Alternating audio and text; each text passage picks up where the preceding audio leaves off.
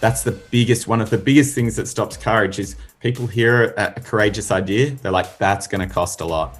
And cost is not just monetary cost, but also physical capital. Like, how much time is this going to take? Because that's the other thing people worry about. It's like, my plate is full. I can't take your crazy idea to legal. How can we justify this to the next person? The bean counter. How's finance going to sign off on this? And that's how I communicate a courageous idea.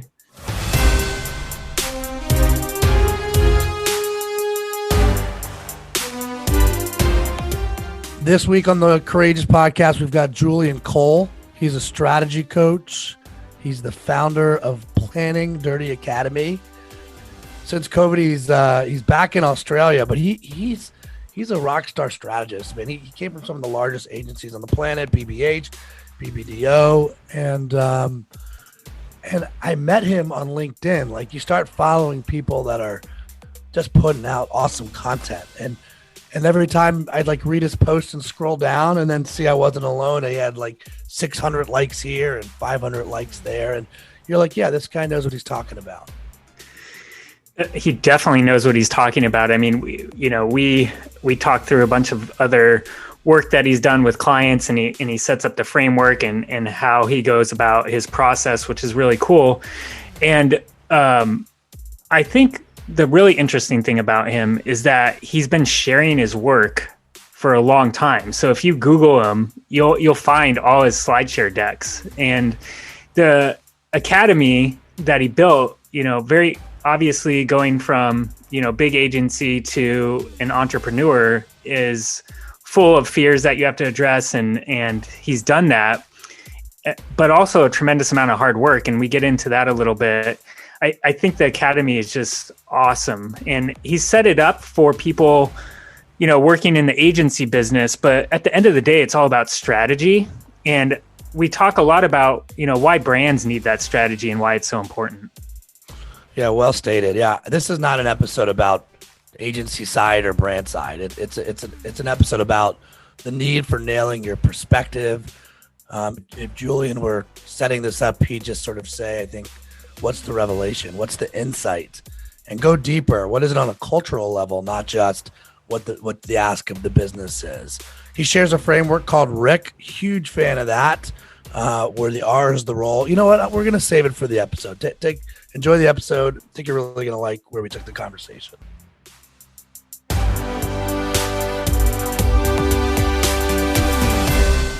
All right. So what time is it over there, Julian? What day is it over there? I'm in the future, so it's Tuesday. It's going to be a great day. It's sunny outside today. It's 9:35 in the morning. You're going to love it. Okay, yeah. I can't wait to hear about the future, which is sort of ironic because people pay you a lot of money to predict the future in some ways. Don't you agree? And you just got to move the other side of the ocean and you can start predicting. You don't even have to predict anymore. It's obvious. Well, still here. It's a day late. We're behind you. We're here in the afternoon on Monday. To do this properly, though, Julian, you're a strategic coach. You're the founder of Planning Dirty Academy, which I'm very excited to talk about today. Extensive background in this thing called account planning that I'm not totally sold people know what that even is. But you've done it for some of the world's largest brands, starting at two of the largest creative agencies that I can think of, which is BBH and BBDO.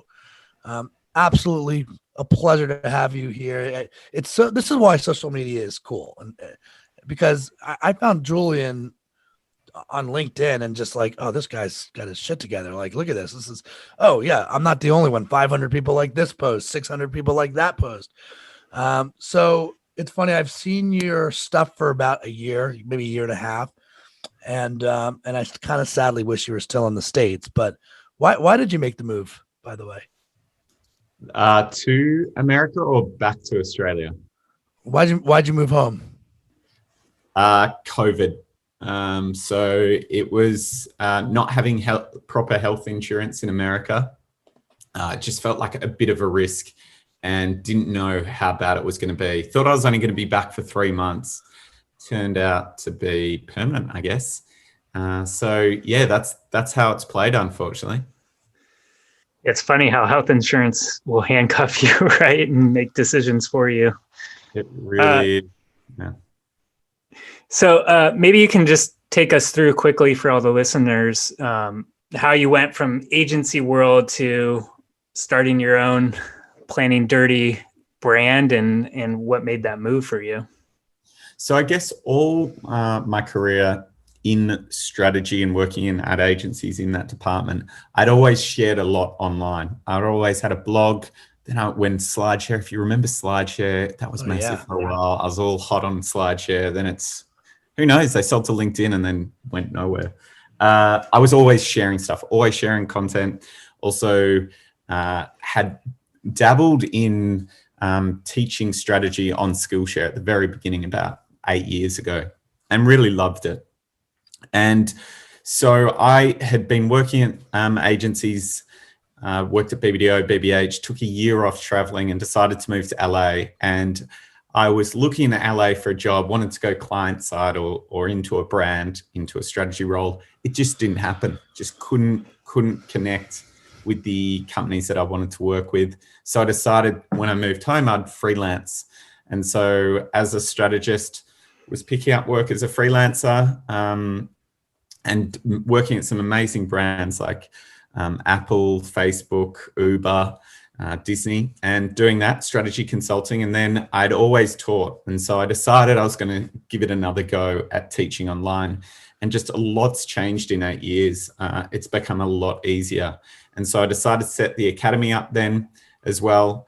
And that's where it kind of worked out. And with COVID, kind of gave me a chance to focus on building out that academy and building out really a robust academy of what it takes to work as a strategist in an agency. So that's now become the full thing. I'm working on that more than client work now. I'm loving it. How long did that take to go from client work to making this the full-time gig? Under a year. Yeah. Wow. So yeah, it was quite fast. Also, it's just like there's a bigger opportunity here. Selling your time can only go so far. Agree with that. Yeah, consulting is hard to scale sometimes. So this is really cool. Great idea. When you were in the agency world, could you maybe just go back and explain, how you get into account planning, what that looks like, and just for the audience, just so they have a little framework of what that means for the business and how you help brands? For sure. So strategy and account planning is a bit of a new discipline. It's only been around since the 1970s. We'd been creating advertising for 100 years before that. So it's interesting. It's a discipline that is not specifically necessary at all agencies, but some agencies have it. So when a client comes to an agency now, they will have a client brief. And at a lot of agencies, they'll just go straight through. The account manager or whoever's looking after the account will just rewrite it for the creatives and that will be sent through. Now, what they realized in the 70s is that if we invest more time in that research, we can make sharper briefs. We can make the bullseye smaller for the creatives, because there's nothing worse than going back and showing great work and then the client going, I just don't think that's what we're after.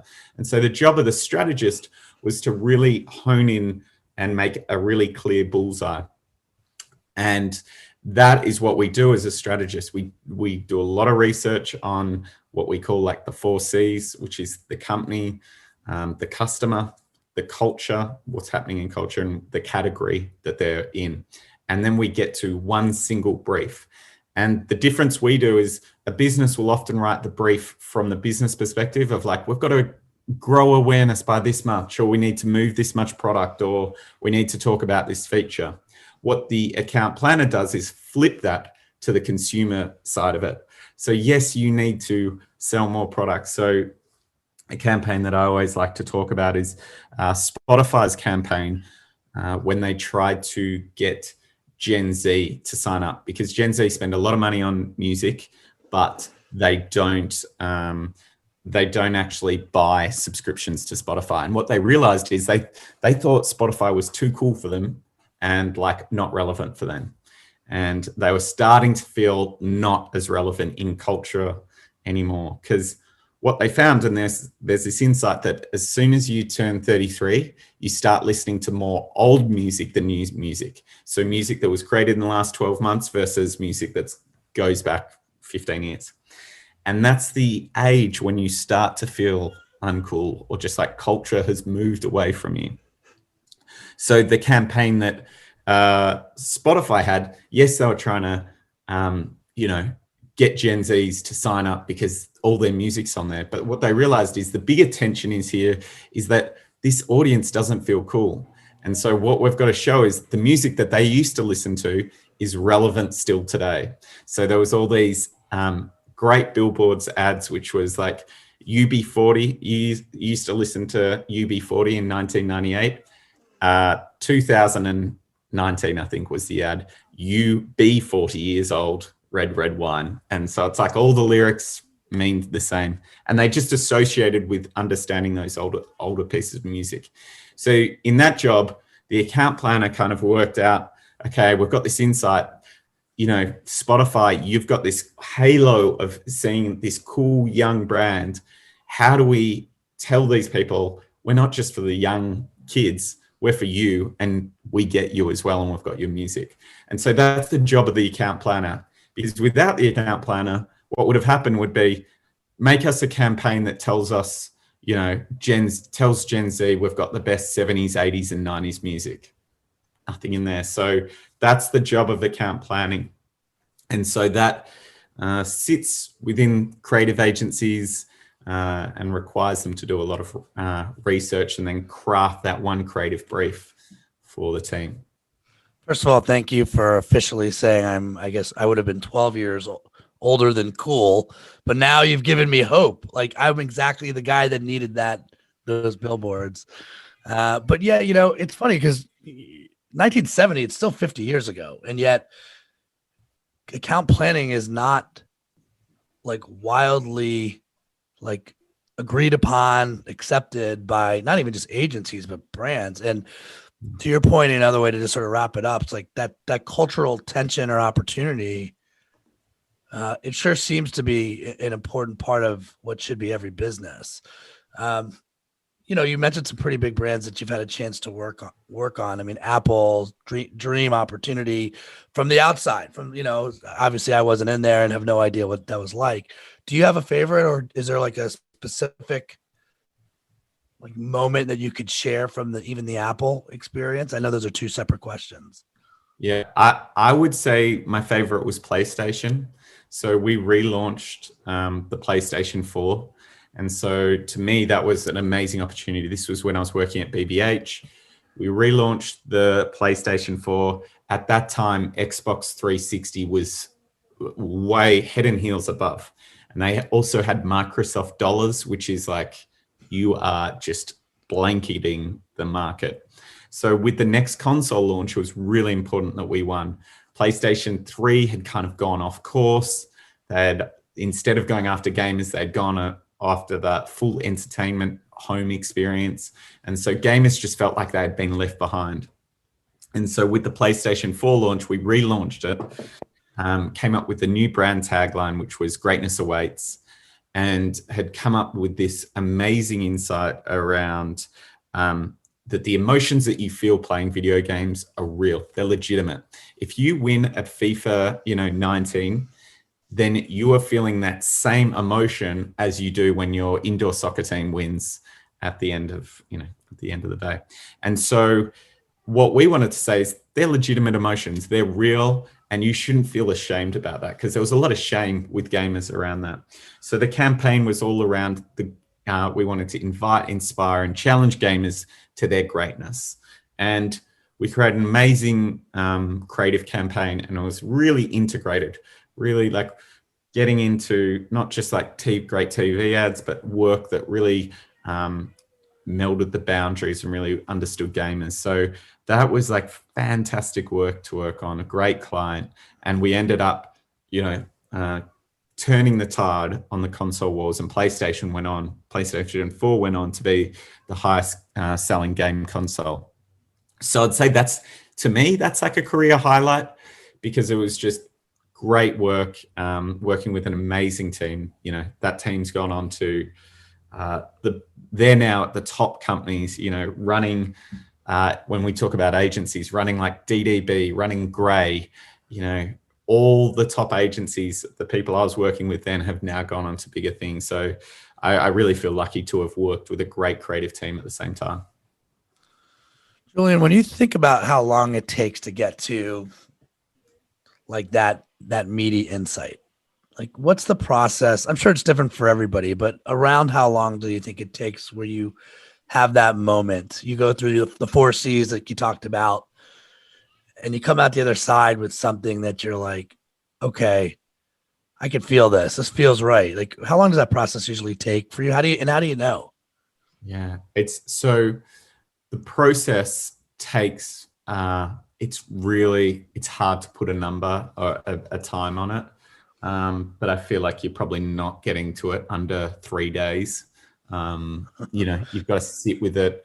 You got to sit with the research, kind of let it wash over you. Sometimes you just get it. Sometimes you'll get a quote and you just be like, that's it. That's it. That's the problem. And that's the solution. And that's the insight, the revelation that's going to make the difference. But it will often take a little bit more time than that. When you know so what we're often looking for is the insight, which is the revelation. That's how we talk about like what piece of information is hidden from everyone right now. But once you hear it, you're like, oh my God, that's true. That like changes my whole perspective on something. So that's what we really deal in, is insights. And it's often said that you only get to 1 or 2 insights a year. John Kenny, who works at FCB, will say you only get to 1 or 2, and we're writing 20 briefs a year. So we often don't, you know, we get to the bat and we just don't hit it. So you're really trying to get to those insights and those revelations. So they don't often happen, but you can still write a great brief. You can write a simple brief and a wonderful brief. You can write a simple one very fast. So the process of when you know you've hit one is, they often say with an insight, there's 3 people who deal differently with the insights. An artist will hear an insight and they'll say, they're like, yes, there it is. You can see it. A scientist will say, aha, that's the insight. And then a comedian will hear an insight and be like, they'll laugh and like, haha, there's the insight. So they're the reactions we have, but you feel it in your gut. You just know. I heard one on the weekend. A friend works in like science and tech, and he was telling me about this new research that's come out, which said, we often think about sleep as how many hours of sleep you have is your sleep health. And what he was saying was, it's not about actually how many hours, but it's about how dark your room is. Because what it is it's it's in your eyes, it's in your retinas, and your retinas need to be in a dark environment to let your body regenerate. And so it's actually about your eyes and being asleep and letting them regenerate in a darker room. And so it's all about how dark your room is. And that's what you should really be focusing on, is how dark you are for the amount of hours. And that kind of hit me. I'm like, oh my God, all this time I've been thinking about, like, you know, all the apps tell you, you're like, oh, how many hours have I had? How many? But he's like, no, it's all about regenerating in your eyes. And because even when you close your eyes, your retinas are still taking in information. So that was fascinating for me. That was like, oh my God, that insight, you could see then how it could appeal to different brands. Like, for instance, like a curtain brand, like the most boring category ever. If you start talking about it in like, you know, this is an important part of your life and your body health, that like gives it such a bigger mission in life. So yeah, it was very interesting. That's when I felt an insight last. My question for you, Thompson, real quick, is: were you the artist, the scientist, or the comedian on your response to that? Did you go aha, or ha? I guess the comedian. You went huh? What about you, Julian? I'm curious. I think I'm more I think the scientist, my wife laughs at me. And my wife laughs at me because I'll often be on like walking tours. I love walking tours. And I'll be like, and I'll like go, it's not a laugh, but it's like, that's interesting. And she like does it, like she mimics me all the time saying that. Like I'm always like, and I just let out those things when I'm hearing something for the first time and things are connecting in my brain. It's interesting that insight is like, this neural network that's finally like put together, and it's the light bulb. And sometimes it's the truth. And I'm curious, when you have these insights and you're sitting in a room and you talked a little bit about, when you're talking to a brand, they're thinking in their four walls quite a bit.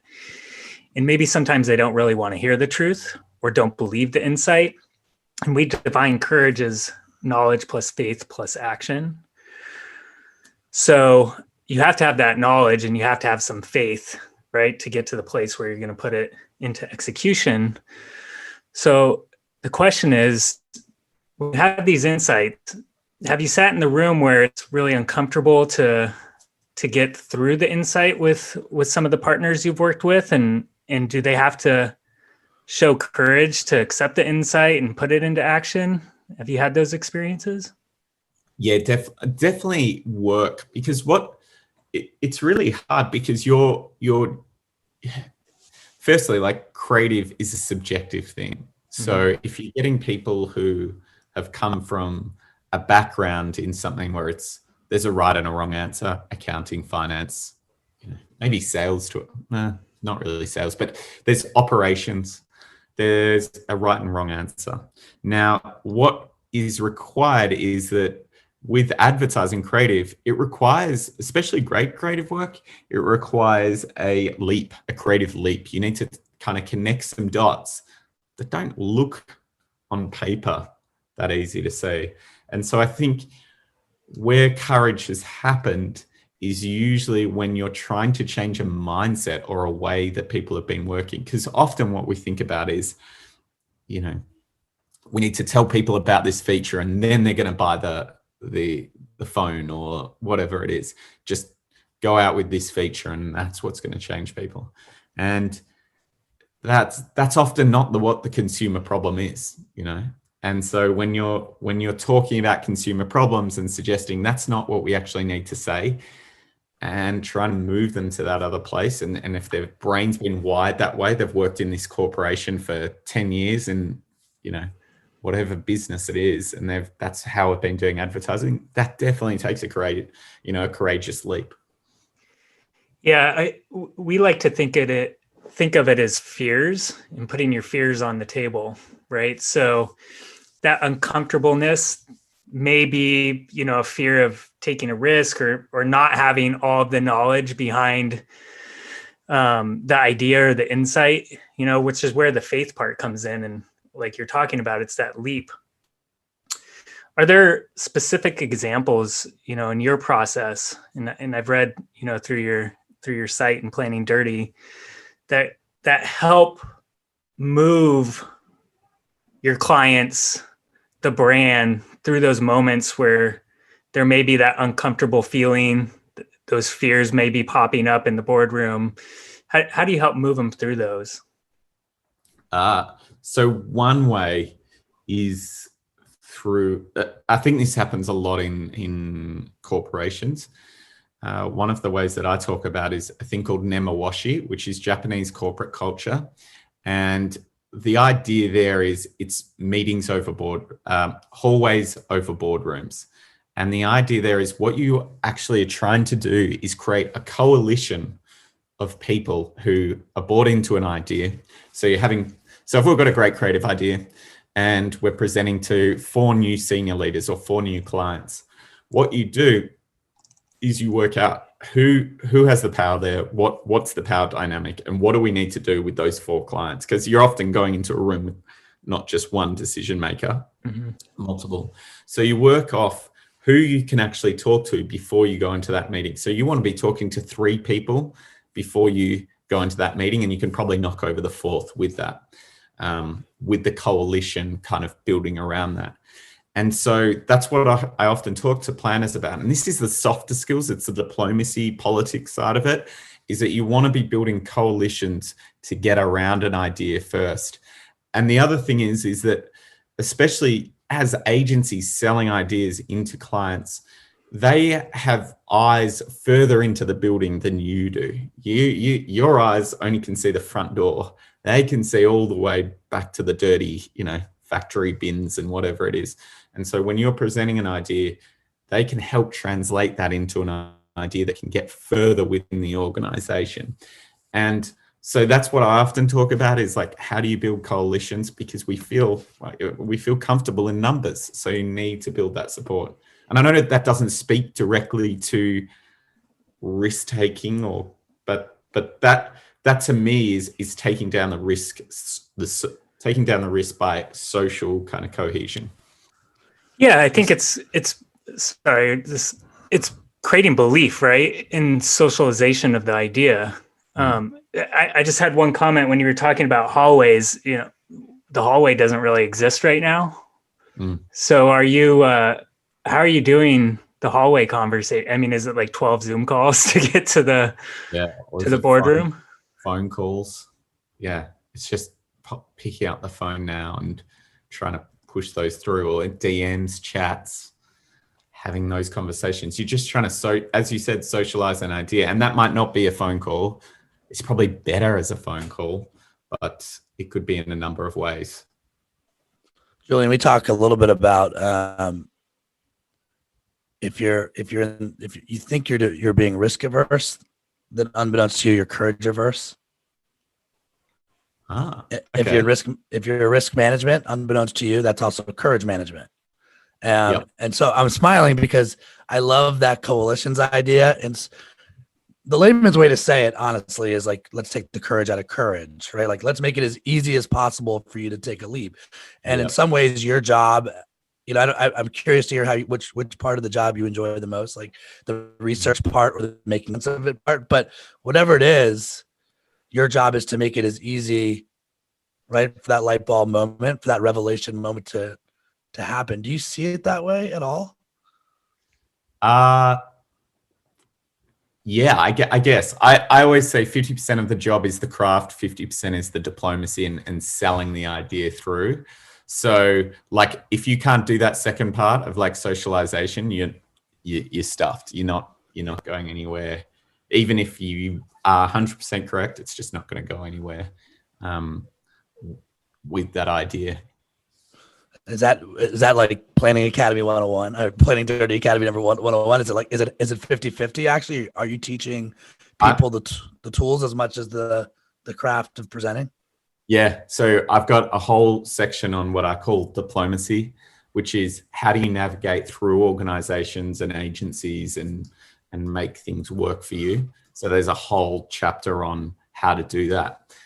Because, one of the essential documents of strategy is the creative brief, that briefing document.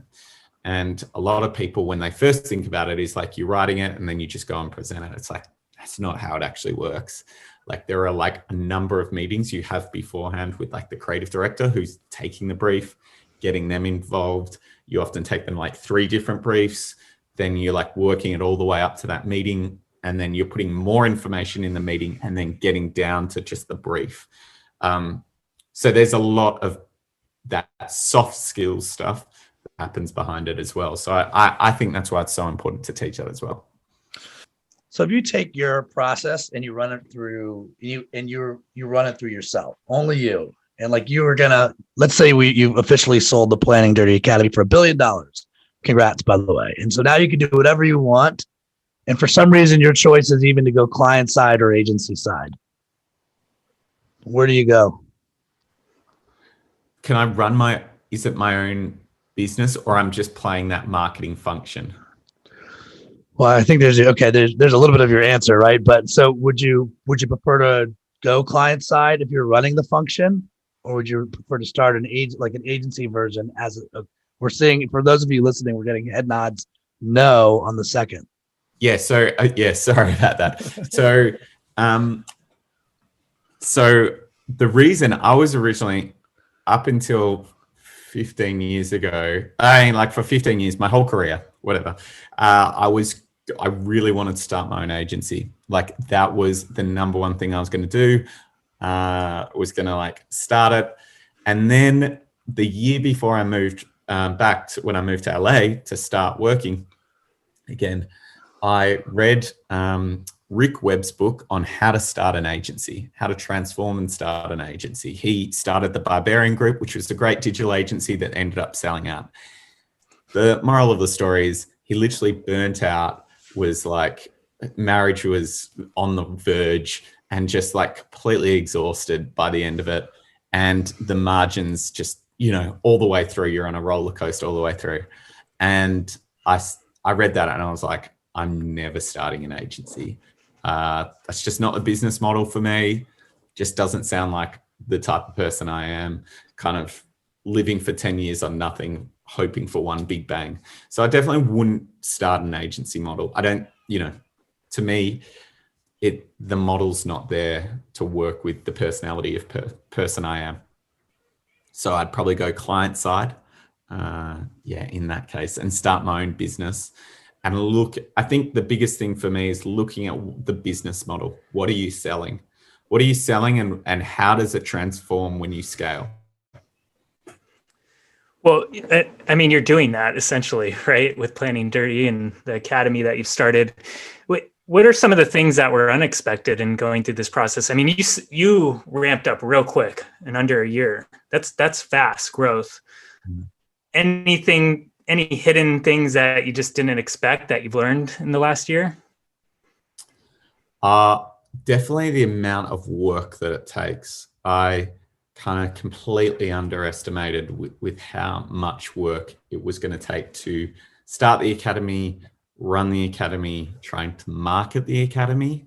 So that's felt like a lot of work. My wife actually also teaches. She teaches in music marketing. So she used to work at record labels, is now helping that kind of just on the cusp of selling to a record label or just being in a record label, that kind of level of artist. She's helping them with the marketing side of things. And we both work, if anyone thinks this is like passive income or like an easy work stream, it's like so far from that. I've worked so much harder.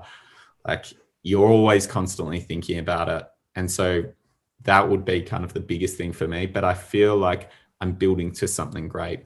There's not as much in agencies. The agencies I worked with, there was a lot of work that didn't see the light of day. I worked for 2 years, the first 2 years, and I was in America. I made 0 pieces of work. Nothing saw the light of day. And so now at least I feel very comforted that a lot of the work, the decisions I make actually do get fulfilled. The joys of entrepreneurship. Yeah, that you don't get a day off. But it's not like, I don't know, this is a focus group of one in the spirit of planning, right? So when it's your thing and you're passionate about it and you feel like you're genuinely putting something into the universe that's helping people, then of course you want whatever's essential to be in there and like nothing else, which of course is exhausting because then you don't turn it off or you're constantly auditing your own stuff.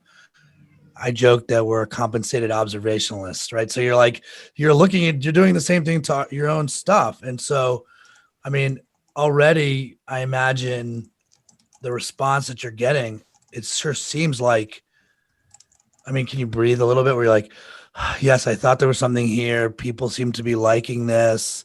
Now, how do I give them more of what they want? And then the rabbit hole begins because then they run how long is the academy? How long does it run? Lifetime membership. Awesome. And what are you charging, if you don't mind me asking? At the moment, it's $12.97. Okay. So are you just thinking of other ways to add value to people that are lifetime members? And then how do you bring in new people? And it's more like the lifetime value is there. And that's the amazing thing I've got. Like the satisfaction of customers is just like sky high. Everyone who joins is just like, love it. You give so much more value than I thought. Like the videos are there. So it's, to me, once people are in, and there's ongoing things. So every month I do like we go deep on one subject, and then I answer all questions related to that. And then there's a Facebook group, private Facebook group, where anyone could ask any question. I'm answering it, and we're sharing strategy as well. Like there's like an anonymous post box where people send in their work, and we critique it and give feedback on it. And that's so helpful to see other people's strategy and how they develop it. It's rare. In our agencies, everyone's an individual. So that I'm not worried about it. It's more, how do I communicate that to people who are not in the academy right now, that's on the other side of it. So yeah, that's probably my biggest issue that I'm facing. And do you feel like the slant right now is agency people, or what's the breakdown of brands? Yeah. So it's like there are a lot of brand in-house studios that sign up to this, and most of the people have worked at some stage in an agency. So they've gone agency and now they're in an in-house studio, and they're like, need to skill up in all these areas again. Or I don't feel like I'm getting that knowledge where I was learning under someone else. Then I've got a lot of agency owners like paying for it and giving it to someone who they see as a strategist, because strategy is like a great income source for agencies. You know, they can both see opportunities, but then you're also paying for brains, which has it's a high margin business.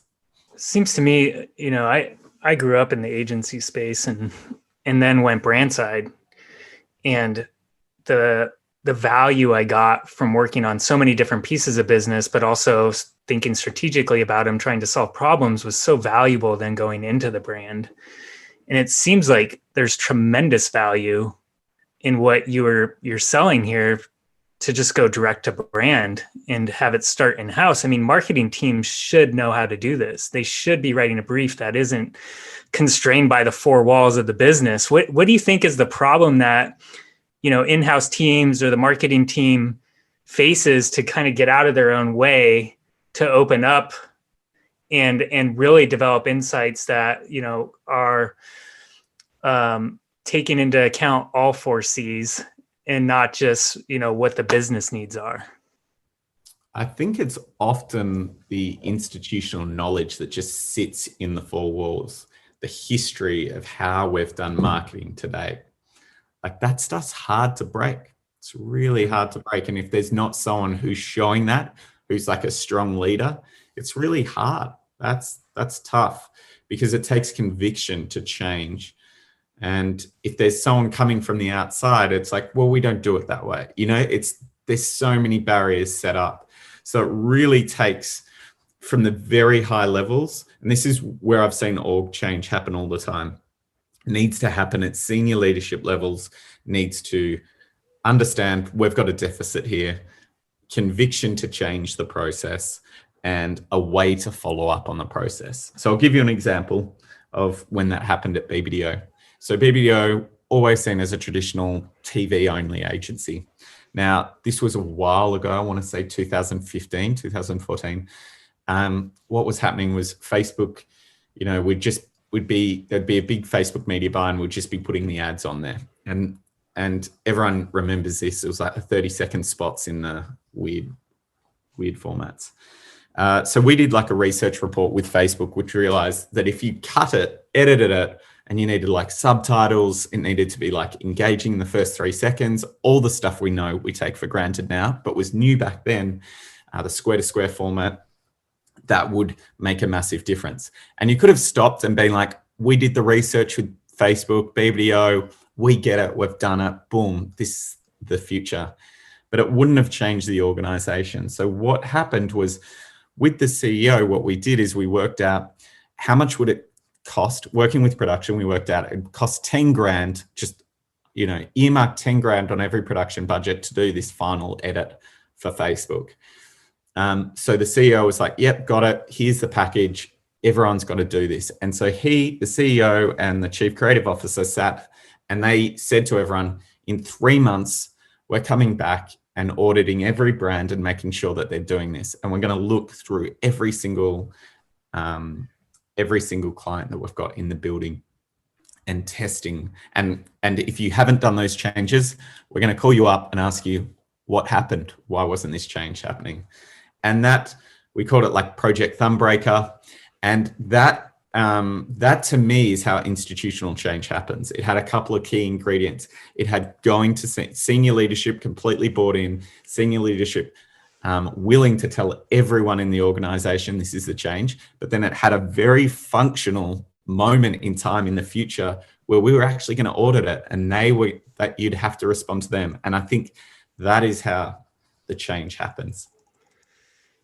Yeah, and change needs courage. I mean, it's part of it, right? And so what I heard there is you need clarity, first of all, and alignment, and then some accountability, right, behind the change. But it definitely starts at the top. If you're thinking about the importance of courage, to you, what does that mean? And how do you define that, especially when there is institutional change that needs to happen? So courage, I think what you guys were saying before about like courage averse and risk averse, to me is the same. Yeah, it's the same conversation. It's like what I used to call risk mitigation. So what you're trying to do is like take the valve of risk and like push it all the way down, pull it all the way down and show, hey, this is not a risky effort. And so that is really about communicating that story of like the risk, what you think is risky is not. We're taking that down. And risk is often, and I think what that means is, and I don't know, and I might not be answering your question directly here, but I'm just trying to think of all the ways that I kind of deal with like courage. So the way that I think is that courage happens when you've got all the information, but no one has that information outside of where you're looking. So you've got to help communicate that story of, how this isn't going to be risky, how we're going to, and there's obviously some risk for you on doing that, but you've got to communicate that story as clearly as possible. So what I would always do is like, there was another thing is whenever I'm presenting an idea or creative idea, we used to do the Rick James model. Rick James, probably a very courageous man, was very good at selling as also a courageous position. And the way we do it in creative is we do the Rick James approach, which is RICK. So any time you present a new idea, you do RICK, which is what's the role of the work? What are we about to show you, and what role does it play within the whole organization, the campaign, or where the brand's at the moment?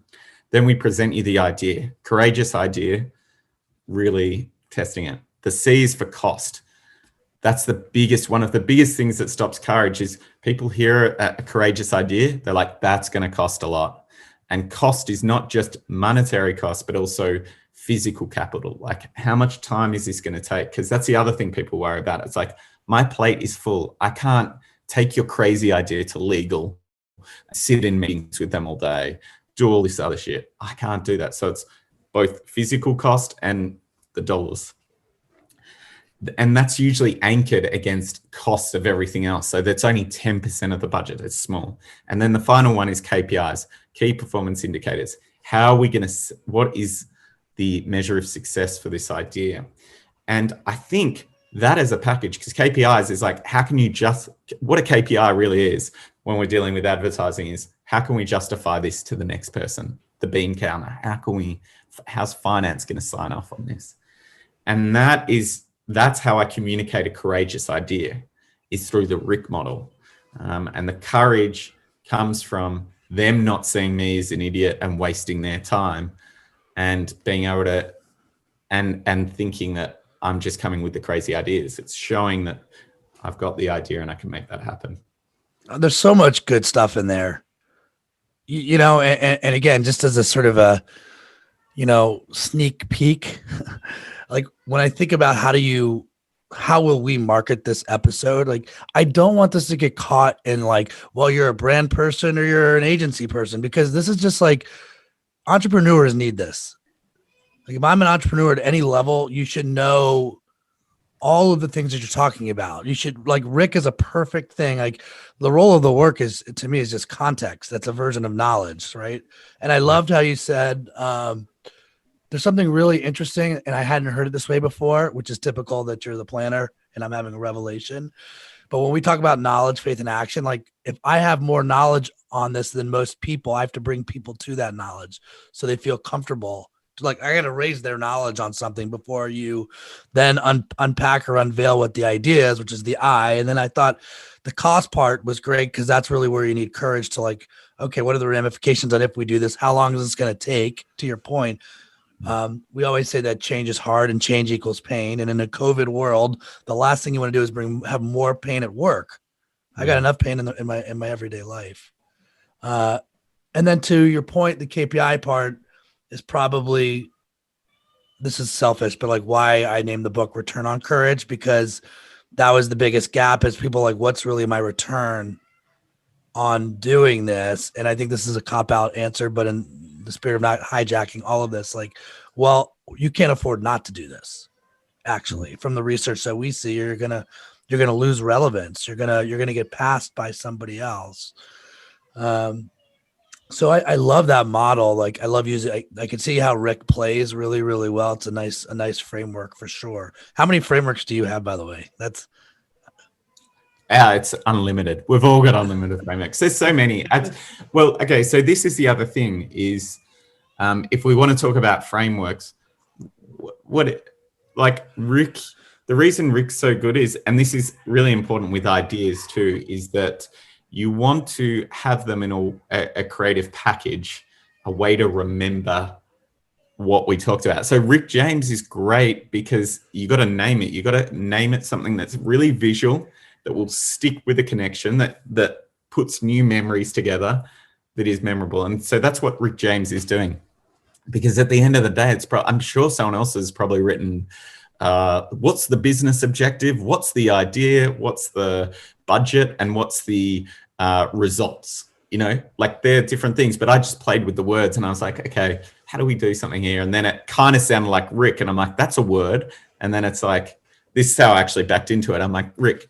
And I'm like, I thought of Rick James. And I'm like, yeah, he was really innovative. And then I read his story and I'm like, actually, he was a very innovative, like he did sell innovative work.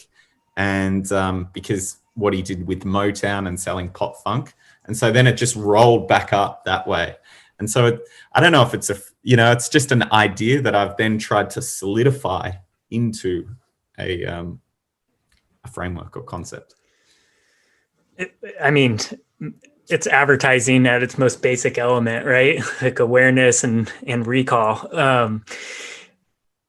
I'm curious, we talk a lot about values and using those as filters and getting clear on your personal values and making sure those align with the professional values of the organization or the brand that you work with. And just wondering how often do values come up in the planning process when you're thinking about strategy and you're bringing an idea to life? Do you bounce them off the company or brand values? Do you use those as filters for the conversation to drive the idea forward? Do they come up in your work at all? So I'll say what I know of values, and then you like. So to me, there's two things that I'm dealing with. Like sometimes I can see corporate values, which caveat, a lot of the times they seem like just fluffy words. Now in brand strategy, we have the brand essence or the brand, and that is words as well. Like what do we have to do here? Which probably you might, in a lot of organizations, they might be the same thing. Your corporate values and the brand, what's the brand essence or what does it stand for? What are the three things that every piece of work has? That they might be the same thing. Now, if they are the same thing, we often come with like a strategy line. So for PlayStation, it was like we always wanted to invite, inspire, and challenge gamers to their greatness. And so what that meant is we had to identify three pieces out of that. So it was invite, inspire, and challenge. That was one thing. All the work had to do that. And so every creative campaign came back to that. Gamers had to be center to it because, as I said, they'd gone off gamers. So we really identified what a gamer was. And then Greatness. What did greatness mean? It meant the emotions that you're feeling, the real world emotions, and how great that felt. So those criteria went through every single piece of work that we did for PlayStation, every time. And maybe you'd call those values, maybe not. I'm sure they had corporate values as well, which may have been a little different, but we definitely looked at every single piece and said, is it ticking those 3 boxes? This is a way too fast hour. We should have known. We should have done 2 hours. That's maybe next time we'll do another hour. But like Julian, this is awesome. And by the way, I was smiling when you mentioned SlideShare, because when you actually Google Julian, on the first page are like a billion SlideShare decks. So if you want to get to know more of his brain, or you could just go to planningdirty.com or juliancolestrategy.com. Do you have a preference where you want people to find you? Go to Planning Dirty or just LinkedIn. Just find me on LinkedIn, connect. I'm there. And I got to say, I just, wrapping up the episode, to me, I feel like you're in the business of perspective, like the power of the revelation, not and nailing it, not just from the business sense, but understanding the cultural standpoint. I love that we talked about taking down the veil of risk, pushing it down, making them see why they need it, as we like to say, taking the courage out of courage, and just the power of Rick. I mean, I definitely want to use Rick because to me, it's the role of the work, just context, the idea itself, the cost, not just the monetary cost and the KPIs. Just learned a ton. And look, what lifetime value?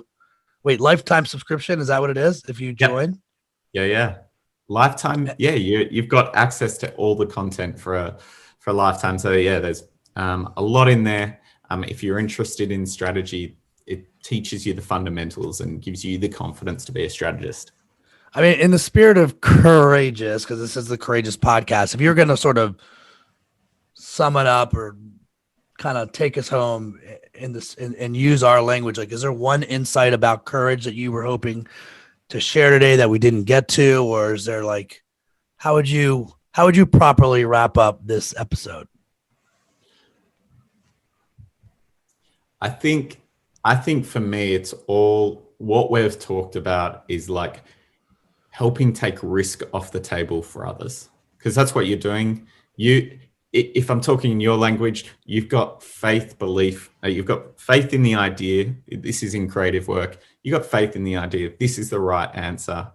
Now what you're trying to do is really bring others along on that journey. And you can't take anything for granted. That's why things like Rick might seem really simple, but you just got to show people that full story. Julian, thanks so much for the time. Stay in the future. We miss you here. Are you ever going to come back, or what do you think? Yeah, I think so. They definitely come back. When everything calms down, let's do it. Got to be back over there. I love America. All right. Well, if it's in California, we'll come to you. We'll do a coffee or a beer. You can pick the drink du jour. Love it. Thanks, man. Have a good one. If you enjoyed the episode, please give us 5 stars, subscribe, and leave us a comment. If you like what you just heard, sign up for your weekly dose of courage at returnoncourage.com.